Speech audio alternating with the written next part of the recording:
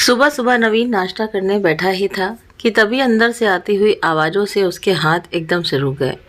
बगल वाले कमरे से उसकी माँ पिताजी की आवाज़ आ रही थी। क्या इसी दिन के लिए मैंने इसे पाल पोस कर बड़ा किया था कि एक दिन ये मुझे खून के आंसू रुलाएगा। नवीन की माँ ममता जी ने कहा तो उसके पिता रमेश जी भी गुस्से से बोले, बड़ा हो गया है ना, इसलिए अपनी ज़िंदगी के फैसले स्वयं लेने लगा है। माँ बाप की अब ज़रूरत ही क्या है उसे। अपने पिता की बात सुनकर नवीन ने हाथ में उठाया हुआ कौर वापस प्लेट में रख दिया और पानी पीकर उठ गया। तभी दरवाजे पर खड़ी नवीन की बहन रचना, जो कि अभी भी ससुराल से आई थी, अंदर आते हुए बोली, क्या हुआ नवीन, तुमने नाश्ता क्यों छोड़ दिया और मम्मी पापा सुबह सुबह नाराज क्यों हो रहे हैं। तो नवीन ने उसकी बात का कोई जवाब नहीं दिया और चुपचाप अपना बैग उठाकर ऑफिस चला गया। दरवाजे पर खड़ी रचना हैरानी से उसे जाते हुए देखती रही। बेटी की आवाज़ सुनकर ममता जी और रमेश जी भी बाहर आ गए। अरे आओ बेटा, तुम कब आई, रमेश जी ने मायूसी से कहा और उसे सीने से लगा लिया। रचना भी अपने माता पिता के चेहरे पर परेशानी की लकीरें महसूस कर चुकी थी। उसने अपनी माँ से कहा, क्या बात है माँ, उधर नवीन बिना खाना खाए चला गया और इधर आपको और पापा को गुस्सा आ रहा है, आखिर बात क्या है, कोई मुझे बताएगा। तो ममता जी ने उसके पास बैठते हुए कहा, क्या बताऊं बेटी, इस लड़के ने तो हमें कहीं का नहीं छोड़ा। तुम्हारे पिताजी ने इसके रिश्ते के लिए एक जगह बात चलाई थी। लड़की और उसका परिवार दोनों अच्छे हैं। कल मैंने उसको लड़की की फ़ोटो दिखानी चाहिए तो बोला मैंने अपने लिए लड़की ढूंढ रखी है। उसने लड़की का फ़ोटो तक देखने से इनकार कर दिया। अब तुम ही बताओ बेटी, मुझे और तुम्हारे पिताजी को गुस्सा आएगा या नहीं। माँ की बात सुनकर रचना सहजता से मुस्कुराती और बोली, इसमें गुस्से वाली कौन सी बात है माँ, अब जमाना बदल चुका है। अक्सर आजकल लड़के लड़कियां अपने जीवन साथी स्वयं चुनने लगे हैं, तो फिर नवीन ने भी अगर ऐसा कर लिया तो कौन सी बड़ी बात हो गई। तभी पिता की तेज आवाज़ आई, बेकार की बातें मत कर रचना और समझा दे अपने भाई को, उसका विवाह वहीं होगा जहां हम चाहेंगे। पिता की बात सुनकर रचना ने गहरी सांस ली और चुपचाप अपने कमरे में चली गई। शाम को जब नवीन ऑफिस से घर लौटा तो रचना ने उसे आड़े हाथ लिया, क्या मैं अब इतनी पराई हो गई हूँ कि तुम अब मुझसे अपने मन की बात भी नहीं कर सकते हो। रचना की बात सुनकर नवीन ने मुस्कुराते हुए कहा, सच कहूँ दीदी, अभी रास्ते में यही सोचता रहा था कि आज तुमसे सारी बात कहूँगा। अच्छा चल अब ये बता, कौन है वो लड़की जिसे तू पसंद करता है। रचना उसके पास बैठते हुए बोली तो नवीन ने कहा, दीदी उसका नाम रवीना है, मेरे साथ बैंक में काम करती है, बहुत अच्छी लड़की है, पर मम्मी पापा उसे बिना देखे रिजेक्ट कर रहे हैं। नवीन, मम्मी पापा की बात का बुरा मत मानना, वे दोनों पुराने ख्यालों के हैं ना, हम दोनों मिलकर उन्हें मनाने का प्रयत्न करेंगे। अच्छा पहले ये बताओ, मुझे रवीना से कब मिलवा रहे हो। रचना ने मुस्कुराते हुए कहा। तो नवीन बोला, दीदी कल रविवार है, रवीना को मैं रेस्टोरेंट में बुला लूँगा, वहीं पर मिल लेना। कुछ देर और दोनों भाई बहन बातें करके अपने अपने कमरे में चले गए और अगले दिन सुबह सुबह ही रवीना से मिलने के लिए निकल गए। रेस्टोरेंट पहुंचे तो एक गोरी चिट्टी सुंदर सी लड़की पहले से ही उसका इंतजार कर रही थी। नवीन ने उसका परिचय कराते हुए कहा, रवीना ये मेरी बहन है। तो रवीना ने तुरंत झुककर रचना के पांव छू लिए और सब लोग अंदर चले गए। कॉफ़ी पीते हुए रचना उसके परिवार से संबंधित हल्के फुल्के प्रश्न पूछने लगी, जिनका वो सहजता से उत्तर भी दे रही थी। कुछ औपचारिक बातें होने के बाद रचना ने उससे पूछा, तुम जानती ही होगी कि मेरे मम्मी पापा तुम्हारे और नवीन की शादी के लिए राजी नहीं हैं। ऐसे में अगर नवीन तुम्हें छोड़कर उनकी पसंद की लड़की से शादी कर ले तो तुम क्या करोगी। दीदी ये तुम कैसा सवाल पूछ रही हो, नवीन ने अपनी बहन रचना को बीच में ही टोकते हुए कहा। तो रचना ने उसे खामोश रहने का संकेत किया और फिर से अपना प्रश्न दोहरा दिया। तो रवीना के चेहरे पर उसकी पीड़ा के भाव दिखाई दिए। वो धीमे स्वर में बोली, मैं भला क्या कर सकती हूँ दीदी, कहीं कोई मूर्खतापूर्ण कदम तो नहीं उठाओगी। रचना ने फिर से कहा। तो रवीना सहजता से बोली, नहीं दीदी, मैं इतनी कमज़ोर नहीं हूँ, ज़िंदगी से संघर्ष करना अच्छी तरह जानती हूँ, ये सब तो कायरों का काम होता है, ऐसा करके मैं अपने माँ बाप और भाई को जीते जी नहीं मार सकती। रवीना का जवाब सुनकर रचना को बहुत अच्छा लगा। वो प्यार से उसके गले में हाथ डालते हुए बोली, मुझे अपने भाई की पसंद पर गर्व है, मैं तुम दोनों को मिलाने का पूरा प्रयास करूंगी। उसकी बात सुनकर रवीना के चेहरे पर भी मुस्कान आ गई। वापस घर लौटते समय रास्ते में नवीन ने कहा, दीदी कैसी लगी रवीना आपको, बहुत सुंदर, बहुत समझदार, तुम्हारी शादी उसी से होनी चाहिए। रचना का जवाब सुनकर नवीन के मन को कुछ राहत मिली। कुछ दिन बाद रचना मार्केट से घर आई तो रवीना को भी अपने साथ घर ले आई और अपनी माँ ममता जी से उसका परिचय करवाते हुए बोली, माँ ये रवीना है, मेरी बुआ सास की लड़की। पिछले महीने ही इसकी हमारे शहर में नौकरी लगी है। अच्छा बेटा, ये तो बहुत अच्छी बात है, लेकिन क्या ये यहाँ तुम अकेली रहती हो या फिर तुम्हारे माता पिता भी साथ में हैं? ममता जी ने उसके सर पर हाथ फेरते हुए कहा। तो रवीना बोली, नहीं आंटी जी, मम्मी पापा तो गांव में हैं, मैं यहाँ हॉस्टल में रहती हूँ। रचना के सिखाए हुए जवाब रवीना ने ममता जी के सामने रख दिए। चाय नाश्ता करने के बाद रवीना जाने लगी तो ममता जी ने कहा, बेटा इसे अपना ही घर समझना, जब भी मन करे यहाँ आ जाना। तो रवीना ने भी मुस्कुराकर हाँ में सिर हिला दिया और वहाँ से चली गई। अब तो रवीना का उसके घर पर आना जाना शुरू हो गया था। ममता जी ने उसकी खूब पटने लगी थी। 2 दिन भी वो नहीं आती तो ममता जी उसके बारे में पूछ पूछ कर रचना को परेशान कर देती। एक दिन लंच टाइम में रवीना घर आई हुई थी, पर रचना उस समय घर पर नहीं थी। जैसे वो गेट खोलकर अंदर घुसी तो सामने ममता जी सीढ़ियों के पास गिरी हुई दिखाई दी। ये देख रवीना तेजी से दौड़कर उनके पास जाकर देखा तो ममता जी बेहोश पड़ी थी। रवीना ने जल्दी से टैक्सी को बुलाया और उन्हें डॉक्टर के पास ले गई। ऑटो करने के बाद डॉक्टर ने हाथ पर कच्चा प्लास्टर चढ़ा दिया और उन्हें घर जाने की इजाज़त दे दी। इधर रवीना ने रवीन और रचना को फ़ोन करके ममता जी की हालत के बारे में बता दिया था, तो रचना भी तुरंत मायके के लिए निकल पड़ी। इधर रवीना ममता जी को घर छोड़कर वापस जाने लगी तो ममता जी ने कहा, बेटा आज तो हमारे पास ही रुक जाओ। नहीं आंटी जी, फिर कभी आ जाऊंगी, अभी मैंने रचना को फ़ोन कर दिया है, वो बस आती ही होंगी, बोलकर रवीना अपने घर के लिए निकल गई। शाम को रचना और नवीन जब घर पहुंचे तो माँ की हालत देखकर हैरान रह गए। माँ, क्या हुआ? रवीना ने बताया कि तुम सीढ़ियों से गिर गई। रचना ने अंदर आते हुए कहा। तो ममता जी बोली, हाँ बेटा, वो तो सही समय पर रवीना आ गई, नहीं तो पता नहीं मैं आज भगवान को ही प्यारी हो जाती। अरे नहीं माँ, ऐसी बातें क्यों करती हो, बोलकर रचना माँ के गले से लग गई। तभी ममता जी ने कहा, बेटा रवीना बहुत अच्छी लड़की है, उसने जिस जिम्मेदारी के साथ मेरी देखभाल की है ना, तब से मुझे विश्वास हो गया है कि वो घर बहुत भाग्यशाली होगा जहां वो बहू बनकर जाएगी। माँ के मुंह से बात सुनकर रचना मुस्कुराते हुए नवीन की तरफ देखने लगी। फिर अपनी माँ से बोली, माँ क्यों ना हम अपने ही घर को भाग्यशाली बना डालें। अरे मेरे बस में होता तो कब का बना चुकी होती, परंतु इसे भी तो अकल आनी चाहिए ना, पता नहीं कौन सी लड़की पसंद किए बैठा है। ममता जी ने नवीन की तरफ गुस्से से देखकर कहा। तो रचना ममता जी के गले में बाहें डालकर बोली, अरे मम्मी इतनी निराश क्यों होती हो, तुम्हारा लड़का बहुत अक्लमंद है, इसने रवीना को ही पसंद कर रखा है। क्या मतलब है तुम्हारा? ममता जी ने चौंक कर कहा। तो रचना बोली, मतलब ये है मम्मी कि ये रवीना मेरी बुआ सास की लड़की नहीं है, ये वही लड़की है जिसे नवीन ने पसंद कर रखा है। रचना ने ममता जी को शुरू से लेकर अब तक की सारी बातें बता दी और बोली, आपने और पापा ने तो बिना देखे ही लड़की को रिजेक्ट कर दिया था, अब मेरे पास उसे आपसे मिलवाने का कोई और रास्ता नहीं था। अभी रचना ने अपनी बात पूरी भी नहीं की थी कि तभी उसके पापा रमेश जी कमरे में आ गए। सुना आपने रचना क्या कह रही है? ममता जी ने कहा। तो रमेश जी बोले, सब सुन लिया है मैंने इस बारे में, अब हम कल बात करेंगे। रमेश जी को शायद सोचने के लिए समय चाहिए था। अगले दिन तक रचना और नवीन पेशो पेश की स्थिति में ही रहे। पापा के जवाब पर ही उनकी सारी उम्मीदें टिकी थीं।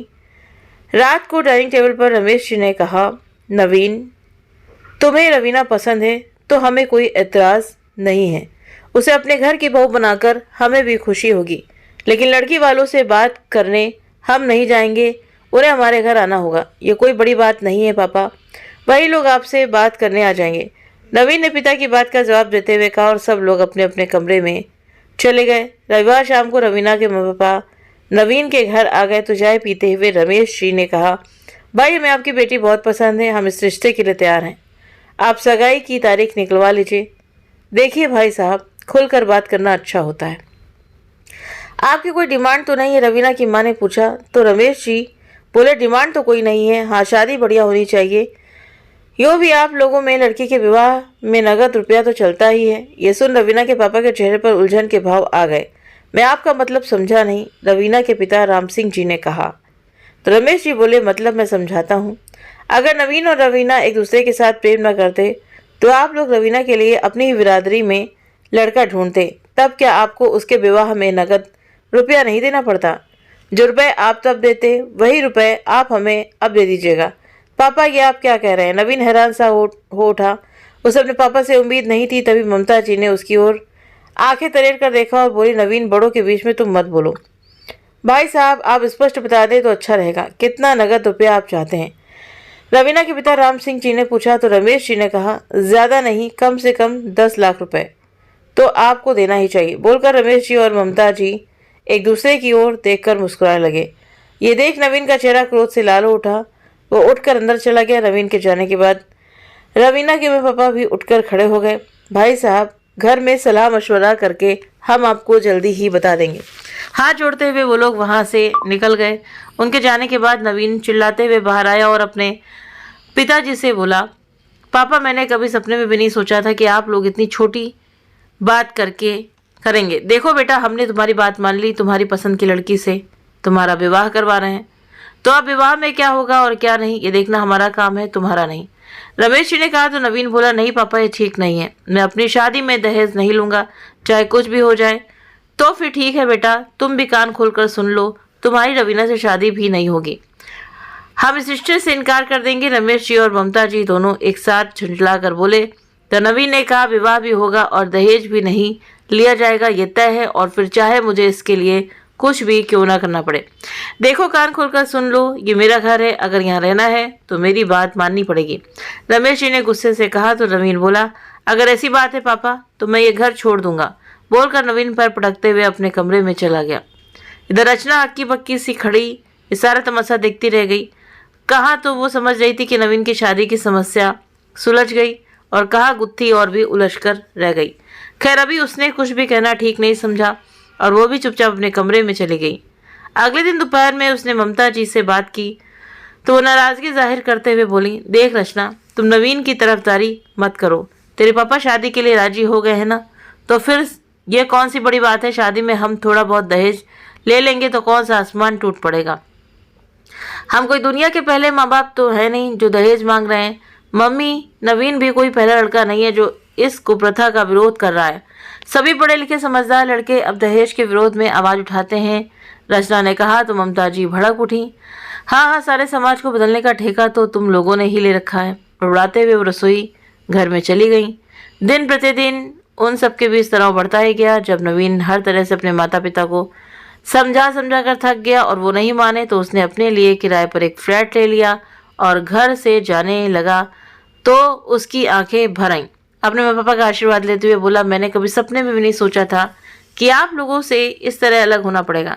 हमारे सिद्धांत बेशक अलग है, किंतु वो आगे कुछ कहता है उससे पहले ही रमेश जी उसकी बात को बीच में काटते हुए गुस्से से बोले, बस बस रहने दे, ज्ञान की बातें अपने पास ही रख, और हाँ याद रखना, मेरी जायदाद में से तुझे एक फूटी कौड़ी भी नहीं मिलेगी, ये मकान भी मैं रचना के नाम कर दूंगा। पिता की बात सुनकर रवि ने कहा, हाँ बिल्कुल पापा, आपकी जायदाद की मुझे कोई चाह भी नहीं, आप खुशी से सब कुछ दीदी के नाम कर दीजिए। कहते हुए नवीन भारी कदमों से वहां से चला गया। उसे जाते हुए देखकर ममता जी की आंखें जरूर भर आई थी, पर वो कुछ बोल नहीं पाई। 10-15 दिनों के बाद नवीन और रवीना ने मंदिर में शादी कर ली। शादी के पहले दिन भी रवीना के माँ बाप ने नवीन को काफी समझाया कि उन्हें दहेज देने में कोई आपत्ति नहीं है, किसी और घर में शादी करते तब भी तो देते, किंतु नवीन टस से मस नहीं हुआ। उसने कहा, हर माँ बाप अपनी बेटी को अपनी हैसियत से ज्यादा ही देते हैं, लेकिन मांग कर दहेज लेना गलत बात है। तो रवीना के पिताजी ने भी ज्यादा बोलना उचित नहीं समझा। शादी से एक दिन पहले नवीन अपनी मम्मी पापा को बुलाने घर पर आया, किंतु उन्होंने जाने से इनकार कर दिया। रचना और उसके पति सुमित के सम्मिलित होने पर उन्होंने कोई इतराज नहीं किया, इसलिए रचना अपने पति को लेकर भाई की शादी में शामिल हो गई। धीरे धीरे समय से बीतने लगा। नवीन की शादी को 6 महीने को हो आए थे, लेकिन इस बीच में ना तो नवीन घर पर आया और ना ही उसके मम्मी पापा अपने बेटे बहू से मिलने गए। लेकिन कुछ दिनों से रचना एक बात महसूस कर रही थी, उसके माता पिता दोनों ही बहुत खामोश और उदास रहने लगे थे। ना तो उन्हें दहेज मिला था और ना ही बेटे बहू का साथ। इस बुढ़ापे में अकेले रह जाना अपने आप में एक बहुत बड़ी चुनौती थी। एक शाम रमेश जी के मित्र महेश जी घर आए तो बातों ही बातों में वो रमेश जी से बोले, भाई साहब एक बात मुझे समझ नहीं आई, आपने जब नवीन और रवीना को शादी की इजाज़त दे दी थी तो फिर नवीन घर से अलग क्यों हुआ और क्यों उसने स्वयं मंदिर में शादी कर ली? अब तुम्हें क्या बताऊँ महेश, छोटी छोटी बातों में हमारे विचार मिल नहीं खा रहे थे, रमेश जी ने अपनी बात रखते हुए कहा। तो महेश जी बोले, किंतु इसका मतलब ये तो नहीं कि घर से अलग हो जाएं और स्वयं ही शादी रचा डालें। पाल पोस कर क्या इसी दिन के लिए बड़ा किया था? अपने दोस्त की बात सुनकर रमेश जी ने दबी जवाब जुबान में कहा, यार अब जमाना बहुत बदल गया है। आज की युवा पीढ़ी इन सब बातों को कहाँ सोचती है कि माँ बाप के प्रति भी उनका कुछ फर्ज है। सही कहा भाई आपने। आजकल के बच्चे ऐसी भावनाओं से कोसों दूर जाकर अपने स्वार्थ में सीमित हो जाते हैं। महेश जी ने कहा तो रमेश जी ने भी हाँ में से हिला दिया। कुछ देर बाद महेश जी के जाते ही ममता जी भड़क उठी। दोस्त के आगे बेटे को क्यों कोस रहे थे? अपनी बात भी तो उन्हें बताते कि मैं दहेज की मांग कर रहा था। तुम्हारे लालच के कारण ही तो हमारे जवान बेटे को घर छोड़ने के लिए मजबूर होना पड़ा। मेरी इच्छा नहीं थी कि बेटे की शादी को लेकर, किंतु अब तुम्हारे लालच के आगे भस्म हो गई। कहते हुए ममता जी की आंखें भर आई तो रमेश जी ने उनके आंसुओं की परवाह न करते हुए चिल्लाकर कहा, तुम तो ऐसे कह रही हो जैसे मैं अकेला ही पैसे की इच्छा कर रहा था। क्या तुम इस लालच में मेरे साथ नहीं थी? आज बड़ी दूध की धुली भुई बन रही हो। इतनी ही साफ दिल की थी तो उस समय मुझसे क्यों नहीं कहा कि दहेज मत मांगो? रचना तू ही बता बेटा, क्या तेरी मम्मी दहेज लेना नहीं चाहती थी? रमेश जी ने रचना को अपने पक्ष में करना चाहा, किंतु ममता जी भी पीछे रहने वाली नहीं थी। वो भी बिना एक पल गंवाए बोली, रचना तो सच कहना, ज्यादा इच्छा किसकी थी, तेरे पापा की या मेरी? बस करो मम्मी पापा, आप दोनों चुप रहो। रचना खींचते हुए बोली, जो बीत गया उसकी लकीर पीटने से क्या फायदा? बीता वक्त तो हाथ नहीं आ सकता ना। हाँ, आने वाला वक्त हमारे हाथ में है, उसे अवश्य संभाल सकते हैं। बिगड़ी बात बनाने का एक सूत्र उनके हाथ में देखकर रचना कमरे से बाहर आ गई। 2 दिन बाद सब लोग ममता जी की बहन की लड़की की शादी में जाने के लिए निकल गए। वहां जाकर देखा तो ममता जी की बहन व्यस्त होने के साथ साथ तनावग्रस्त भी थी। शाम के समय ममता जी ने अपने बड़े भाई भाभी से अपनी बहन की परेशानी का कारण पूछा तो वो बोले, अरे तुम लोगों को नहीं पता, लड़के वालों ने दहेज में कार मांगी है। अब तुम लोग तो जानते ही हो, जीजा जी रिटायर हो चुके हैं। कार के लिए रुपयों का इंतजाम करना कितना कठिन काम था। लड़की की शादी क्या की, जीजा जी तो कर्ज के नीचे ही दब गए। तभी ममता जी की भाभी बोली, मैंने तो दीदी से कहा था कि ऐसे लालची लोगों से रिश्ता मत जोड़ो। अरे जिसने अपनी लड़की दे दी उसने सब कुछ दे दिया, किंतु दीदी नहीं मानी। उन्हें डर था कहीं अच्छा रिश्ता जल्दी मिले ना मिले। दरअसल लड़के वालों की कमजोरी की वजह से ही ये लड़के वाले ज्यादा सिर चढ़कर नाचते हैं। भाई भाभी की बातें सुनकर ममता जी और रमेश जी के चेहरों का रंग उड़ गया। ममता जी धीरे से हाँ हूँ करके रह गई। पास बैठी रचना अपने माता पिता की मनस्थिति का अंदाजा लगा चुकी थी कि क्या बीत रही होगी उनके मन पर। थोड़ी देर पहले तक दोनों मौसी को लेकर कितने चिंतित थे, किंतु अब उनकी परेशानी का कारण जानकर दोनों के मुंह पर ताला लग गया था। बनारस से वापस लौटकर रमेश जी और ममता जी और भी ज्यादा चिंताग्रस्त रहने लगे। मन दोनों प्रायश्चित की अग्नि में जल रहे थे। अब हर दूसरे दिन ममता जी रचना से पूछ बैठती, रचना नवीन के घर गई थी क्या? उसके हाँ कहने पर उत्सुकता से बेटे बहू के बारे में पूछने लगती। रचना जानती थी कि इन दिनों में मम्मी और पापा के मन में क्या चल रहा है। दोनों अजीब सी कश्मकश में फंसे हुए थे, एक तरफ बेटे बहू की ममता तो दूसरी तरफ उनका अहंकार। एक दिन रचना ससुराल से लौटी तो देखा मैं पापा चाय पी रहे थे। रचना ने उन्हें बताया कि आज मैं नवीन के घर गई थी। रवीना को 2 दिन से बुखार है। अरे तो उसकी देखभाल कौन कर रहा होगा? वो तो पहले ही कमजोर है। तू वहीं रुक जाती, ममता जी ने चिंतित स्वर में होते हुए कहा। तो रमेश जी बोले, ऐसा करो नवीन की माँ खाना बना लो, रचना वहां दे आएगी। रचना कुछ पल सोचती रही, फिर बोली, मम्मी सच कहिए कि आप दोनों का मन नहीं करता अपने बेटे बहू को देखने का? मन तो बहुत करता है बेटा, अक्सर रातों को नींद खुल जाती है, उस समय कितनी छटपटाहट होती है क्या बताऊं। तुम्हारे पापा से कुछ कहती हूँ तो उनकी आंखें पहले ही भर आती हैं। कहते हैं माँ बाप तो अपने घर को बसाते हैं और हमने बसे बसाए घर को टुकड़े कर दिए। कहते कहते ममता जी का गला भर आया तो रचना उनके पास बैठते हुए बोली, मम्मी आप चाहे तो इन टुकड़ों को फिर से जोड़ सकते हैं, इस घर को फिर से बना सकते हैं। नवीन कभी हमें याद करता है क्या? रचना रमेश जी ने भावुक होकर पूछा, आपको अपनी ममता पर भरोसा नहीं है क्या पापा? जब आप उसे नहीं भूले तो वो आपको कैसे भूल सकता है? आप दोनों मेरा कहना मानिए, अपने बेटे बहू के पास जाने का ये सबसे अच्छा अवसर है। इस समय आपका बड़प्पन भी बना रहेगा और आपकी इच्छा भी पूरी हो जाएगी। ठीक है फिर ठीक है नवीन की माँ, हम अभी चलते हैं अपने बेटे बहू के पास से। ये सुनकर रचना का चेहरा भी खुशी से झूम उठा और तीनों नवीन के घर जाने के लिए निकल गए। वहां पहुंचे तो उन्हें यूं अचानक आया देखकर नवीन और रवीना हक्के बक्के रह गए। दोनों उठकर मेरे पापा के पांव छूने लगे तो ममता जी रमेश जी ने उन्हें सीने से लगा लिया और बोले, हमें माफ़ कर दो बच्चों, हम अपनी गलती पर बहुत शर्मिंदा हैं। ऐसा मत कहिए मम्मी पापा, माफ़ी मांगने का अधिकार सिर्फ बच्चों का होता है। आज उनको अपने सामने देखकर नवीन का चेहरा खुशी से चमक उठा था। कुछ देर बाद रवीना सबके लिए चाय नाश्ता लेकर आई तो पीते हुए रमेश जी ने कहा, बच्चों, पिछली बातें भूलकर क्या तुम दोनों अब अपने घर चलने के लिए तैयार हो? तो नवीन ने कहा, पापा, परिस्थितिवश मैं आपसे अलग भले ही रहने लगा, परंतु दूर कभी नहीं हुआ। आप जब कहेंगे हम आ जाएंगे। मम्मी पापा के पछतावे के बारे में रचना ने नवीन और रवीना को पहले ही बता दिया था, इसलिए वे दोनों अपने आप को मानसिक रूप से इन सब के लिए तैयार कर चुके थे। फिर देर किस बात की, आज ही तुम दोनों हमारे साथ चलो, सामान बाद में आता रहेगा। ममता जी ने खुशी जाहिर करते हुए कहा तो सब लोग एक साथ हंस पड़े और कुछ ही देर में अपने बेटे बहू को साथ लेकर ममता जी व रमेश जी अपने घर की ओर निकल पड़े। आज सबके चेहरे पर खुशी चमक रही थी। रचना मनी मन सोच रही थी कि सुख और दुख तो धूप छांव के समान आते रहते हैं, लेकिन जहां दिलों में प्यार होता है वहां रिश्तों की डोर इतनी आसानी से नहीं टूटती। तो दोस्तों, आपको ये कहानी कैसी लगी कमेंट करके ज़रूर बताएं। अगर आप सभी को कहानी अच्छी लगी हो तो प्लीज़ आप वीडियो को लाइक करें, शेयर करें और हमारे चैनल को सब्सक्राइब करना ना भूलें। मिलते हैं आप सभी से नेक्स्ट वीडियो में नई कहानी के साथ में। Thank you.